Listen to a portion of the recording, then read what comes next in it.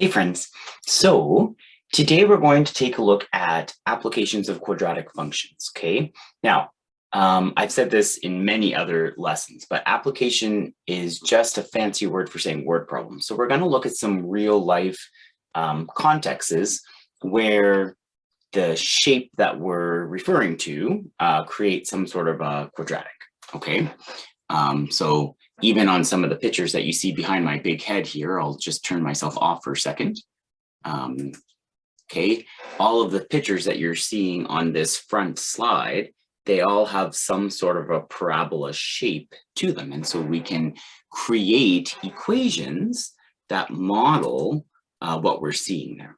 Okay, so a lot of these equations are going to involve you setting it up, and then we're going to complete the square like we did in the last lesson to find what the vertex would be.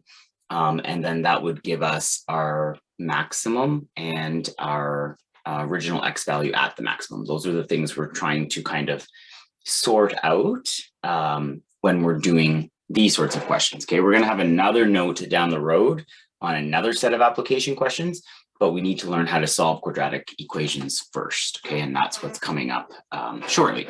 Okay, but for now, we're going to concentrate on these guys. These guys, this kind of group of problems is collectively referred to as like max-min problems, okay? Because we're always trying to find that maximum point or that minimum point. Okay, so now that we know how to build quadratic functions and switch between forms, we can finally begin to model common things that occur in the real world. When we are doing this, this is super important. It is the expectation that all variables are defined before setting up any equation. So what I mean by that is you can't just say, oh, the equation that models this is going to be x squared plus 2x plus 7. You have to tell me what x is. Why are we building the equation in the first place? If you don't tell me x represents this particular length or this particular time frame or whatever, then the question that you do is meaningless. It has no validity because you never defined what your variables were. Okay. Now, often with these guys, what's going to happen is you're going to have a quadratic that you build and that you can see fairly easy, but the quadratic is going to have two different variables in it, and we don't know what to do with that. So then the other pieces of information that you're given in the question allow you to create another equation, a more linear equation that you can use to do a quick substitution for one of your variables so that you end up with a quadratic with one variable and a square instead of a quadratic with two different variables.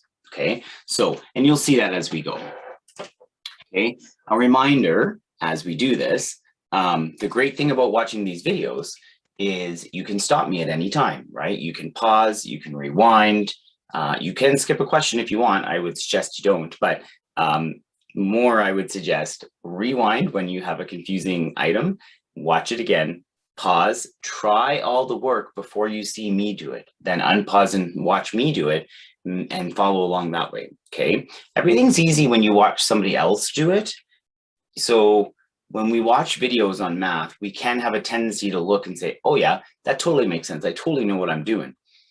It's a whole other story when now you have to do it without a video to help you or without an answer key to help you or whatever, okay? So really important that you are trying each one of these questions on your own and then coming back, comparing my notes with your notes, and hopefully we're both saying the same thing. Okay, so determine the maximum area of a rectangular birthday cake for Mr. Ostrander's 100th birthday that has a perimeter of 12 meters and state the dimensions. This is what I call a very large slab birthday cake. If you have a perimeter of 12 meters on a birthday cake, you are having one huge party, okay? Okay, so the first thing we're gonna do is define our variables. I'm gonna write down the steps that I do over to the right here. I'll hide myself just for a second in case I'm covering that. I might be covering the first one. Okay, define your variables. Now, what I'm going to say then is we're going to let x equal the width of my rectangle, my cake, and let y equal the height. Okay, so I've defined my variables. Now I need to create equations. So One of them is talking about perimeter, and I know that if it's a rectangle, it's just x plus y plus x plus y, or 2x plus 2y, and I know the perimeter is 12. So one equation is going to be 2x plus 2y equals 12. The other equation talks about I want an area. So I know the area of a rectangle is length times width, so that'll be x times y. Okay, so I've got 2x plus 2y equals 12, and I've got f of x equals x times y. This guy here is the one I'm actually going to deal with. He is actually the quadratic right now because this is a degree 1 and a degree 1, so overall this is a degree 2. The problem is it's not a useful quadratic for my knowledge base. Okay, so now what I'm going to do is I'm going to use this fella and say, hey, I can rewrite that equation in terms of y, and then I can substitute that in for the y of this equation. Okay, that way I'll be dealing with a quadratic equation that only uses x. Okay, so gotta get my mouse working again, sorry. Okay, so use substitution to make a friendly quadratic. That's what we're doing now. So I'm gonna take 2x plus 2y equals 12. I'm gonna write that in terms of x, so I have y by itself. I'm gonna divide everything by 2 and then subtract x from both sides. I did it the other way, of course, on my slide. I subtracted subtracted 2x from both sides first and then divided everything by 2. You get the same thing. Y equals negative x plus 6. So now I'm gonna take this guy and I'm going to plug it right in here for that y. Oops. Okay. Now I've got a quadratic that's workable. I know what to do with this. Okay. So if I want the maximum, I need to be able to see the vertex. Well, that means I need to complete the square like I did in the last lesson and put this into vertex form. Okay. I'm not even in a state right now, though, that I can start working my steps to vertex form. So the first thing I have to do is multiply the x in here to get rid of the brackets so that I have a standard form equation that I can work with. Once I've got the standard form simplified, then I'll work on completing the square to get it into vertex form. Okay, so if I multiply the x through, that's going to give me negative x squared plus 6x. That's the one now that I'm going to work on getting into vertex form. So I know I have to factor the negative out of the x squared and the 6x, just like I did in the last lesson. Okay. I need to create a perfect square trinomial. So I know my magic number here has to be half of negative 6 and then squared. So that's going to be 9. I'll add 9 and subtract 9. I now need to get, I'm doing this one fairly quick because we've already had a lesson on completing the square, right? If completing the square is still bothering you, I want you to check back on the previous lesson, okay? So I need to get rid of the negative 9. The negative 9 gets multiplied by the negative on the front. So I end up with negative bracket x squared minus 6x plus 9, and then plus 9 on the outside because I had a negative 9 times a negative 1. That factors into x minus 3 all squared. And so now I have this cute little vertex form, okay? So now that I have my cute little vertex form, I need to be able to interpret what I'm looking at. Okay, I can see the vertex in vertex form. That's why I call it vertex form. But then each of those pieces means something in the context, okay? And that's what I want to talk to you about for a second. The p-value is your original x value of your equation, okay? The q value is your maximum or your minimum point, okay? So I know that p is 3. So remember that my x value was the width. So I know that my width of this cake has to be 3. Now, I'm not told the height of this cake because this cake didn't involve y anymore. So you would have to go back to up here and say, okay, if I know x is 3, I can plug that in and figure out what y is. But right now, what this equation is telling me is that my original width of this rectangle has to be 3. And that would give me a maximum area of 9, okay? So the original value is 3, the maximum value is 9. Then I am plugging in my original value of x so that I can get out what the other dimension of the rectangle is. Okay, so I'm just solving for y there, and I find out that y is 3 as well. This cake ends up being a square. That's okay. Remember, a square is still a rectangle, right? A square fits the definition of a rectangle. So now I need to conclude. Always make sure you answer the question.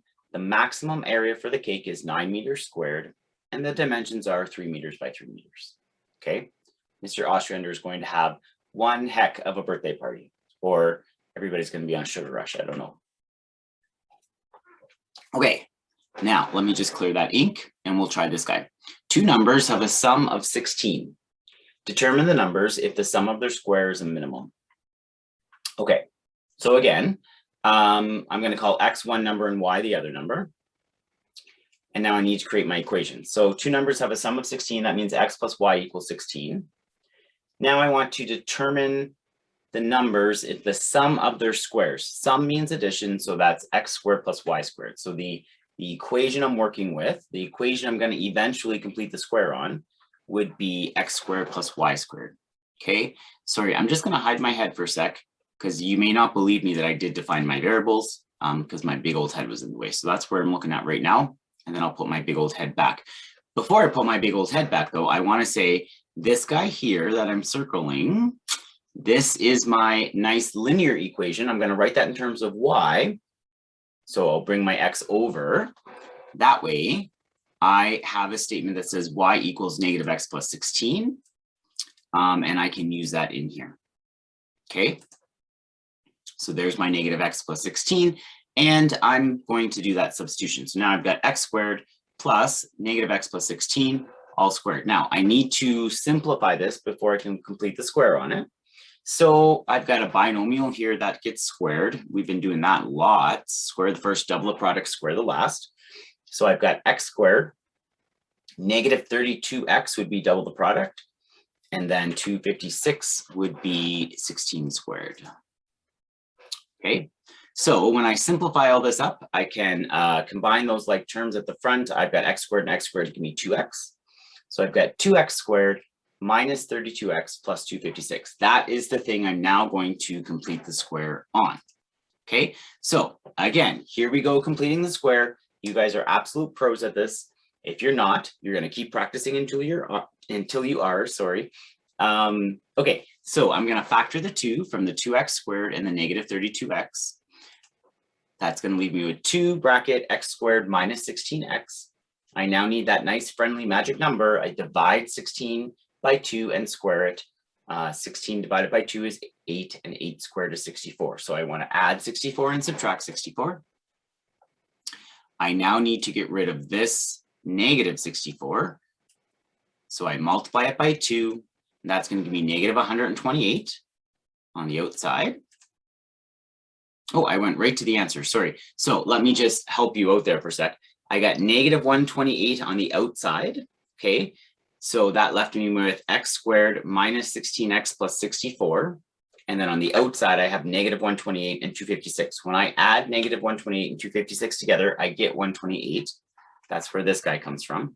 Okay. And then at the same time, because I was running out of room on my slide, I factored the x squared minus 16x plus 64. So that would factor into x minus 8l squared. Okay. All right. So I know my original x value is 8. And I know that the minimum, sorry, I had to read the question again. The minimum is 128. Okay. The minimum is 128. Okay. So the two numbers are 8 and 8. Well, how did I know the other number was 8? I only knew that the original x value here was 8, but then I went back to this equation here and said, okay, if my original x value is 8, 8 plus y is 16, y also has to be 8. Okay, that's where I'm getting the conclusion that the other number is also 8. All right, good work. Okay, a rectangular lot has a river on one side of it and is fenced off into 2 equally sized areas with 60 meters of fencing. So you have a picture there in your book as well. Both sections have access to the river. Determine the maximum area of the enclosed space if fencing is not required on the river side. Okay. So the first thing I need to see to my drawing is my drawing's not quite complete yet because I have not, I've not divided this into 2 sections. Now it says both sections have access to the river. So in order to do that, I need one more piece of fence that width, okay? Now, we've already defined my variables in the picture. I've got one dimension we're calling W and one dimension we're calling L. So now I'm ready to create an equation. The first thing is, well, I'm doing area, so I know that'd be W times L, right? But then I'm also looking at the amount of fence I have, which is sort of like perimeter. It's just not the distance around the shape. It's the sum of all the pieces I have. So the sum of all the pieces I have would be 3W and 1L. So 3W plus 1L is 60. Now what I'm going to do is I'm going to rearrange that so I have L by itself. So L will equal negative 3W plus 60. And then I'm looking for a maximum area. So my equation that I'm going to deal with is L times W. And I'm going to replace L with this negative 3W plus 60 that I just wrote. Okay. Okay, so now I'm going to distribute the W and get negative 3W squared plus 60W. Here's my quadratic that I'm now going to work on completing the square with. Okay, in order to complete the square, I need to factor the negative 3 out of the W squared and the 60W. So that's going to give me negative 3 bracket W squared minus 20W. I need to find that nice friendly number that will create my perfect square trinomial. I'm going to half neg 20 and square it, so it'll be 100. So I'm going to add 100 and subtract 100. Then I need to get this negative 100 out of the way. I'm going to multiply him by the negative 3, so that'll be positive 300 on the outside. That will leave me with W squared minus 20W plus 100. He factors into W minus 10 all squared. Okay. So my vertex form would be negative 3 bracket W minus 10 all squared plus 300. That tells me my original X value was 10. And the maximum area of this is going to be 300. Okay, but I don't know my original L value. To get my original L value, I would just take my original X value, which is actually W here, right? And I would plug it back into here. So where's my ink? Just give me one sec. So I would take this 10 and plug it back into here. And that would tell me that L is going to have to be 30. Okay, negative 3 times 10 is 30. Negative 30, I mean, negative 30 plus 60 would give me 30. Okay. Sorry, I looked over to my side there to make sure my puppy was asleep. She is. Perhaps math bores her. I don't know. I thought she'd be riveted by this lesson. Okay. Now, one more example. And this is probably, oh, sorry, I didn't give you my sentence. The maximum area of the enclosed space is 300 meters squared. Okay. Okay. Last question that we're going to do in this note, but it's probably the hardest one, and I want to just kind of help you through it, because there's a few things you need to know, and it doesn't usually come easy to kids. So we're going to try and make this as easy as possible for you. This is called a revenue question, by the way. When 60 people attend a play, the cost per person is $18. For every drop in price of 50 cents, 10 additional tickets will be purchased. Determine the cost per ticket so that the theater will maximize its revenue. Now, first of all, I need you to understand revenue, okay? If I sold 10 tickets at $10 each, I would want you to say that my revenue is $100 there, okay? Because what you did, I brought in $100 because I sold 10 tickets and every ticket was $10. If I sold 15 tickets at $10 each, my revenue would be $150. What you're doing there is you are taking the cost or the price of the item and you're multiplying it by the amount of people buying it or the amount of items sold, however you want to look at that. Okay.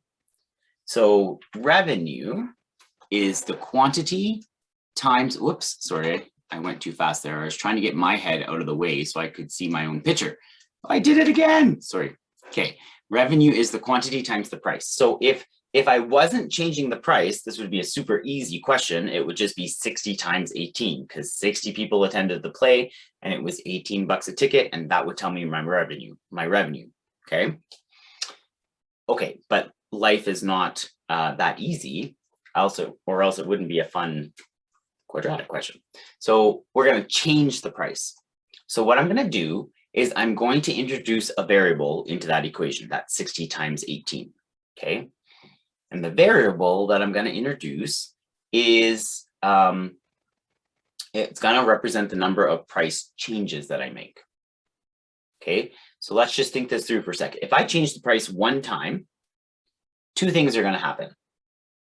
My price goes down because every change is a drop in 50 cents. So if I change the price one time, I'm now going to charge $17.50, but then 10 additional tickets will be purchased. Okay, so now 70 people are going to buy tickets.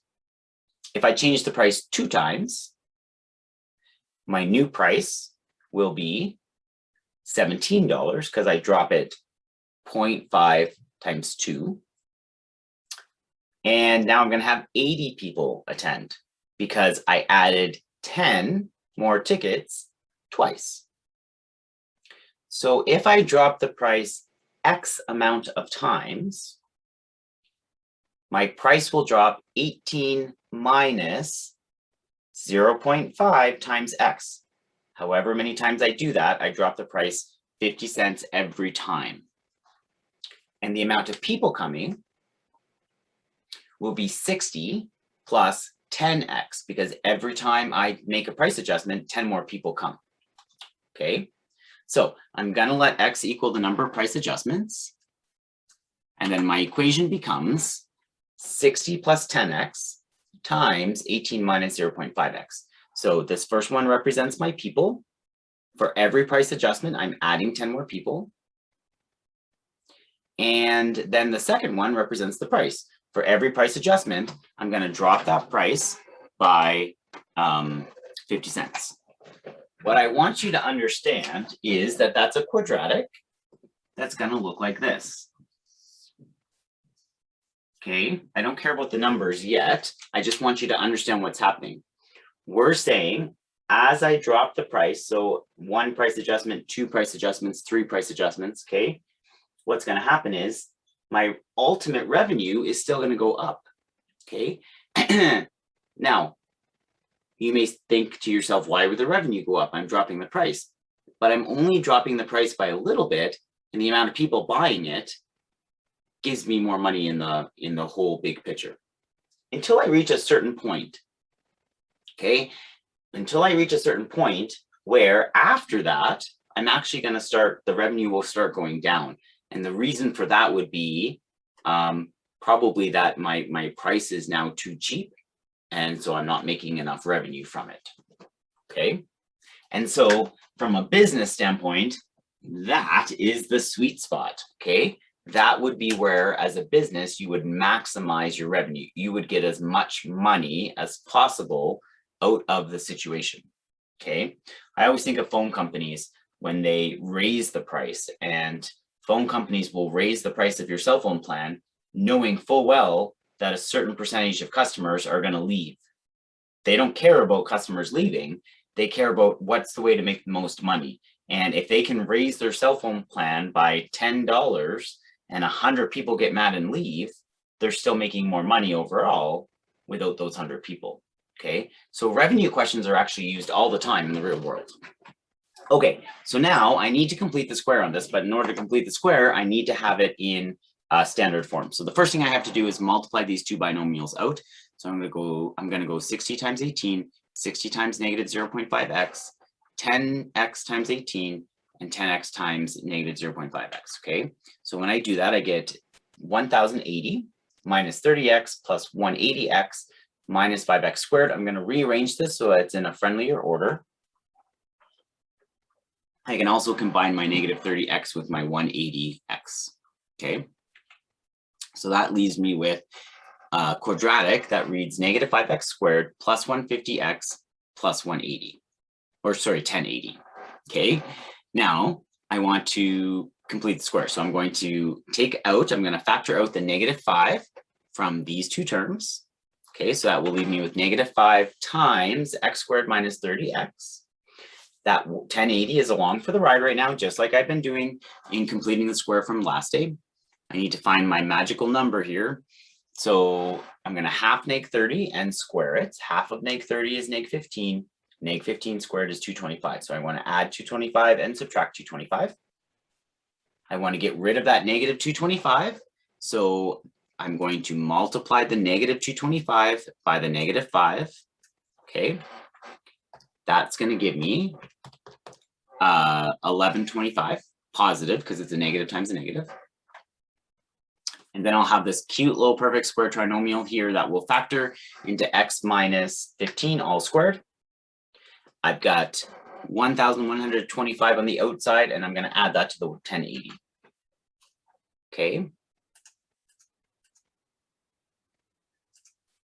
So when I do that, my final answer will be negative 5 bracket x minus 15 squared plus 225. So again, this 15, my p-value here, represents the original x value of my equation.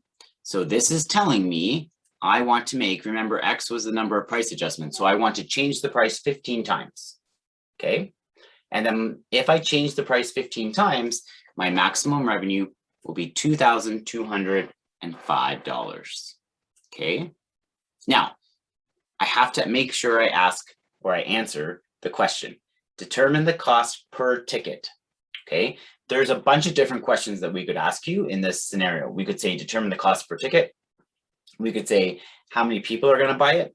We could say what is your maximum revenue, okay? But the cost per ticket is what I've asked for here. So I need you to understand that this right here represents the cost per ticket, right? That guy represented how many people were going to buy it, but this 18 minus 0.5x represents the cost per ticket, okay? So I'm going to plug my original x value into there. 15 times 0.5 would be 750. So it's 18 minus 750 will be the cost per ticket. Okay, and so that ends up being $10.50. So if I charge $10.50 for these tickets, I'll end up with the maximum revenue possible. Okay, so to earn the maximum revenue, the cost per ticket should be $10.50.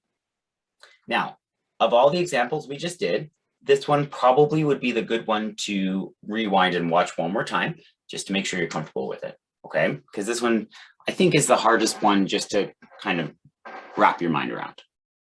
All right, but that being said, we are all done with this lesson, so I will leave you alone for a little bit. And in our next lesson, we're going to start chatting about solving quadratic equations. So we're going to do that in a couple of different ways. We're going to talk about solving by graphing, solving by factoring, and solving by completing the square, and solving by the quadratic formula. So all of that is the fun stuff that's coming up. Don't stress about that. We'll deal with it as it comes up. But for now, focus on this. And if you have any questions, make sure you come and see me, okay, or connect with me. Take care, guys. Bye-bye.